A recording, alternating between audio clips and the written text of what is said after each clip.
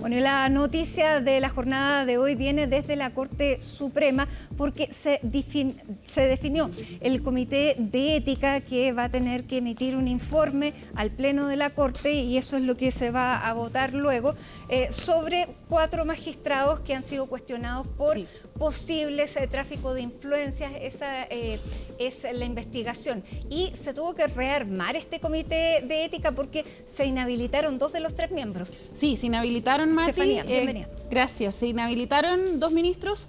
En primer lugar, el ministro Mario Carroza, que es uno de los 4, porque hay que partir por ahí que son 4... De los investigados. De los investigados que van a tener que comparecer ante la Comisión de Ética. Ya, de hecho, fueron notificados el día de ayer por el prosecretario de la Corte Suprema que tenían que ir a entregar información. En primer lugar, el ministro Mario Carroza, también está el ministro Jean-Pierre Matus, también la ministra María Teresa Letelier y la ministra Ángela Vivanco, esto por haber aparecido vinculada a lo que pudo ser la posible incidencia de su pareja en nombramientos judiciales. Estas son las 4 denuncias, nos decían desde el Poder Judicial, 4 denuncias que están resumidas en un solo caso.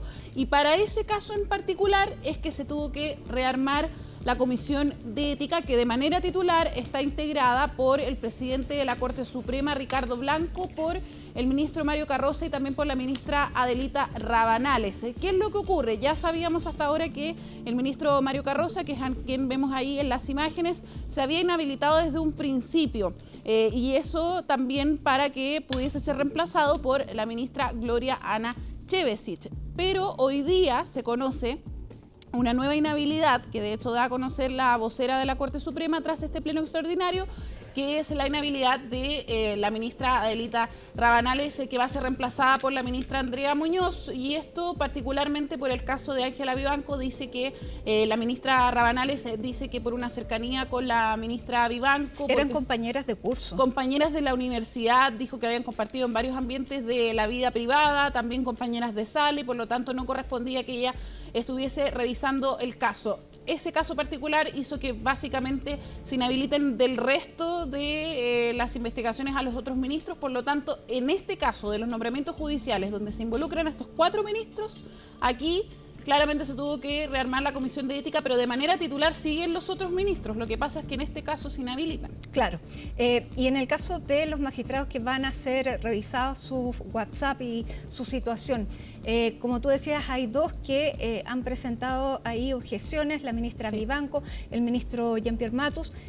¿Eso se tiene que resolver cuando hay plazos para que evacúe este comité su informe? No, de hecho es la comisión, claro, es la Comisión de Ética que tiene que revisar la situación, porque lo vamos a estar comentando también. El ministro Matus pide que se declare incompetente la comisión, pero lo tiene que revisar propiamente esta instancia y no hay un plazo definido para cuando lo puedan tener ya claro respecto a qué va a pasar si finalmente se declara o no incompetente, por ejemplo, en el caso del ministro Matus. Hoy día pudimos conversar con la ministra María Teresa Letelier, estaba integrando sala durante esta mañana tras el pleno extraordinario, salió a conversar con los medios de comunicación. Sí, porque hasta ahora ella había dicho: no tengo nada que decir, no tengo nada que agregar, no hay mucho más que eso. Y la última vez que habíamos hablado con ella, ella dijo que no había sido citada para nada, para comparecer a ninguna instancia, que no estaba informada.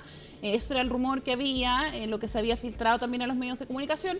Pero también el otro punto, es inusual que un magistrado se haga el tiempo, digámoslo así, para poder conversar con los medios. Ella salió de la sala. Habiendo un vocero, además. Exacto, salió de la sala, porque eso es generalmente lo que justifican los otros ministros para no entregar una declaración. Dicen, para eso hay una vocera de la Corte Suprema y ella es la que entrega las declaraciones. Y esta vez la ministra María Teresa Letelier salió de la sala, entendió que tenía que dar declaraciones y estuvo conversando con nosotros a las consultas que teníamos respecto de este caso. Pasemos a revisar precisamente las palabras de la ministra Letelier. Fuimos notificados de que estaba constituida la Comisión de Ética y la verdad es que yo no tengo nada que decir, estoy a disposición de la Comisión y de la Corte, por supuesto, porque yo aparezco al parecer en una conversación de un colega que es un tercero, no soy yo quien conversa, eso quiero que quede muy claro. No soy yo quien está hablando con el señor Mario Desbordes, sino que un colega a quien conozco, como conozco a miles de personas en el Poder Judicial, ¿no es cierto? y él le pide ayuda al parecer para mi nombramiento. Entonces, si el señor Desbordes hizo algo, no hizo algo para mi nombramiento, no lo sé. Yo estoy a disposición, señores, que nada hace, nada teme. Ya, ahí entonces estaba la declaración de la ministra, cuyo nombre entonces habría sido propuesto por este ex juez Juan Antonio Poblete en esta conversación a Mario Desbordes. Sí. Ahora, lo llamativo cuando le hace la petición es que le dice a Mario Desbordes, ella es de nuestro sector, claro, y nos serviría, nos ayudaría.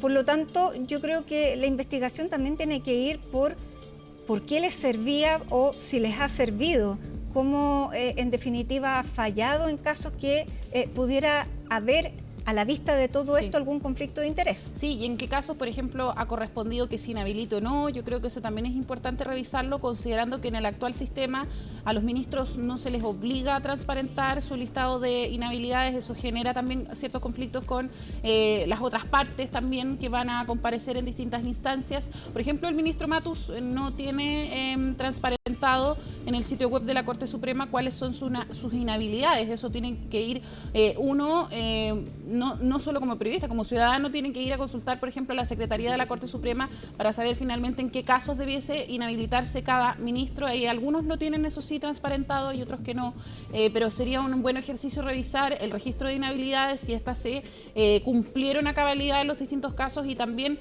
de qué manera ha servido, que era lo que se planteaba ahí en esta conversación que reveló CIPER y que de hecho se da en el marco de la operación Topógrafo, que es donde se investiga eventual espionaje del ejército. De hecho, el ex juez está preso por este caso, está siendo investigado de hecho por esta indagatoria que lleva adelante el Ministerio Público y que precisamente se abre una arista distinta que es la de presunto tráfico de influencias, pero también hay que recordar que hay otros casos ligados directamente al abogado Luis Hermosilla, que es, por ejemplo, el caso de Jean-Pierre Matus. Acá hay que ser justos, en la información que hasta ahora conocemos, que es la que publica CIPER, no habla directamente, por ejemplo, de mensajes de WhatsApp, no hay un pantallazo, por ejemplo, como sí se repitió en los otros casos. Lo que dice este reportaje es que hay mensajes, chats que habrían sido del abogado Luis Hermosilla, que habrían incidido finalmente en la nominación de Jean-Pierre Matus para llegar a la Corte Suprema. ¿Qué es lo que dice el ministro? Lo niega tajantemente, dice que no hay mensajes y además, como decíamos, pide que se declare incompetente la Comisión de Ética. Revisemos también las palabras del ministro Matus.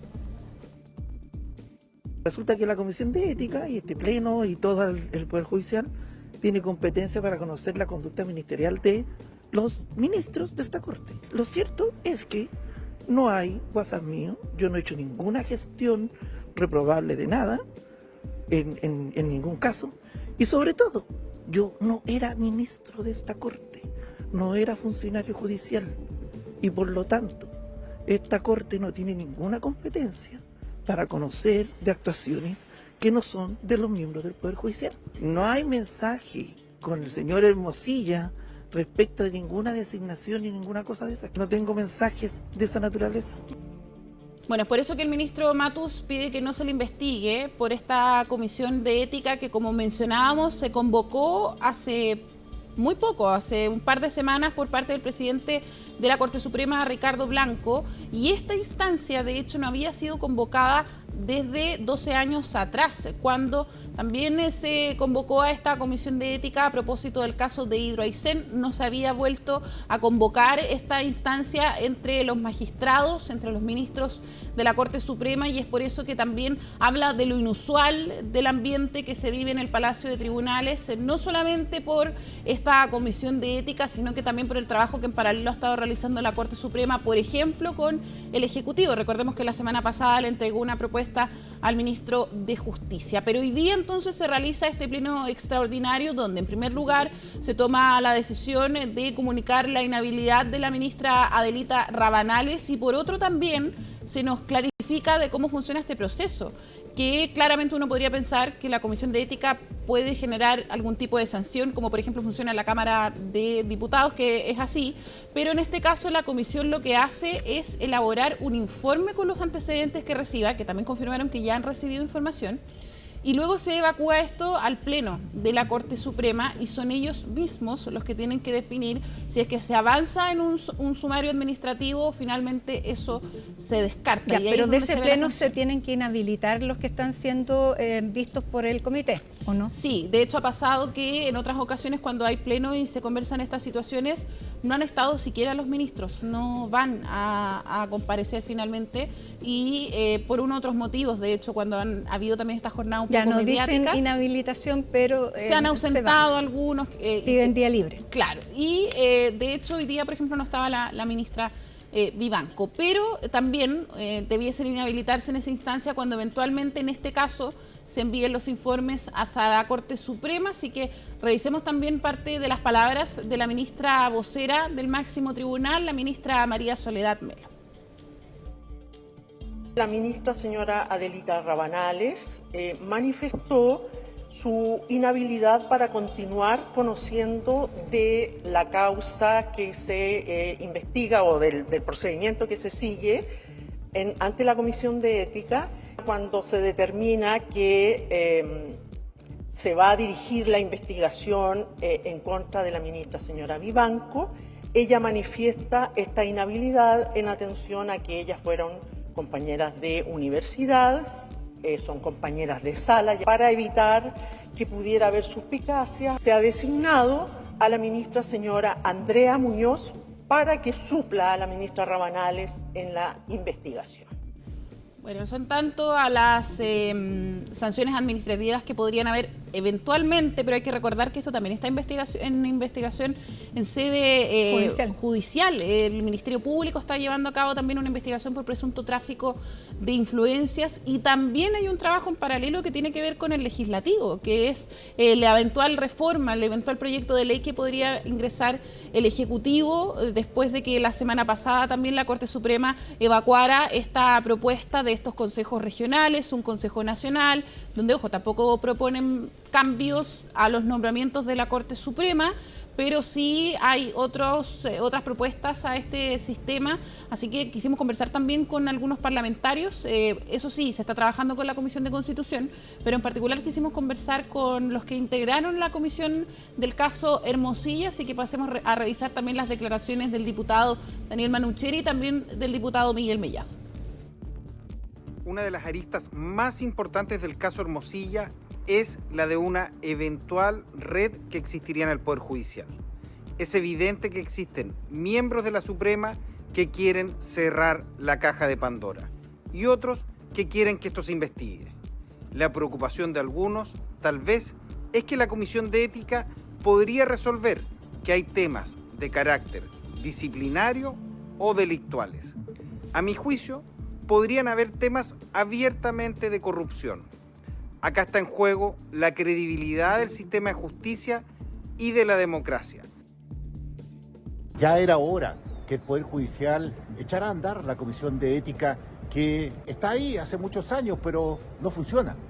Esta Comisión de Ética tiene que dar muestra de transparencia ante todo el país, porque lo que se ha sabido en los últimos meses deja mucho que desear de la actitud de algunas personas del Poder Judicial.